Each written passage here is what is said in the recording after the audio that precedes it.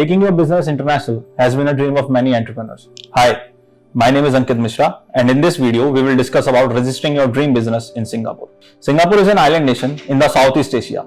It is rich in culture and heritage, and has been a hub for corporate investments from a long period of time. Recognized as an Asian tiger, this country is one of the top growing economies in Asia. Corporate-friendly schemes and digital enhancements make Singapore an attractive place in the eyes of investors. Singapore's strategic location in Southeast Asia makes trade, foreign exchange, and export-import easier for this island nation. It has one of the most welcoming investment and trade policies. It also offers tax exemptions to startups and assists them with a variety of schemes in their initial days. Why should you register your company in Singapore? There are a variety of reasons why you should register your company in Singapore. Some of the key reasons are as follows. Number 1, robust economy. Number 2, attractive taxation system. Number 3, double taxation avoidance. Number 4, 100% foreign ownership. Number 5, seamless incorporation and operation. Number 6, pro-startup environment. Number 7, world-class infrastructure. Now let us look at the different types of business structures available in Singapore. Number 1, private limited company. A private limited company is one of the options available with entrepreneurs. It is also one of the most popular options as it grants variety of incentives to the business. Number 2, subsidiary company. A subsidiary company is a private limited company having its own legal identity which is independent of its parent company. Its majority shareholder can be based overseas or locally. Number 3, branch office. Foreign firms can establish a branch office in the country and function as a non-resident. However, branch office cannot have any tax benefits or tax deductions as in the case of other business structures. Number 4, representative office. Representative office is a sort of a temporary structure through which foreign firms can only carry out market research and they cannot sell products or service. Number 5, sole proprietorship. It is one of the simplest form of business structure. Sole proprietor is not equivalent to a separately incorporated company, meaning the owner and business are treated equally. The business owner owns all the assets and liabilities of the business and no protection is provided to personal assets from various business liabilities and risks. Now we will look at some prerequisites to consider for company registration in Singapore. Number 1, a resident director.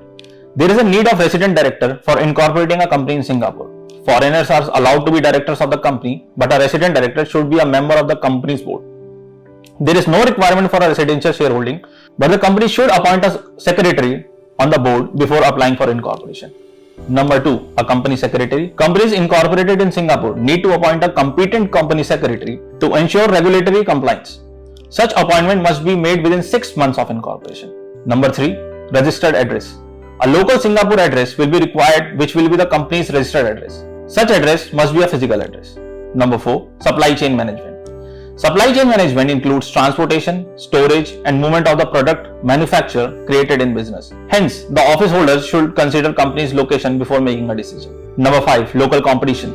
Every business must have knowledge about the local competitors. It increases the product awareness amongst the consumers of that area. Local competition is a double-edged sword for any new business. Local competition is a double-edged sword for any new business as it reflects both customer base and competition. Number 6, local laws, regulations and tariffs. Every area has different tax and tax rates.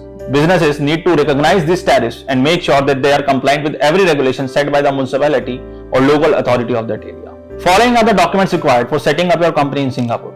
Number 1, articles of association. Number 2, shareholders identification and residential address details. Number 3, passport copies of the shareholders. Number 4, director's address proof. Process of company registration in Singapore. Number 1, naming the entity. Number 2, choose the right business structure. Number 3, file the application along with supporting documents. And at last, the company is registered. After company name is approved, the application has been filed along with documents, and if the authority is satisfied that all requirements have been duly met, it shall register the company. Now we will look at some post-registration compliances for your company. Once the company has been registered successfully, the following post-registration needs to be complied with. Number 1, opening a corporate bank account. Number 2, license and permits. Number 3, GST registration. Number 4, building a website and logo. Thanks for watching this video. For more updates, please subscribe to this channel.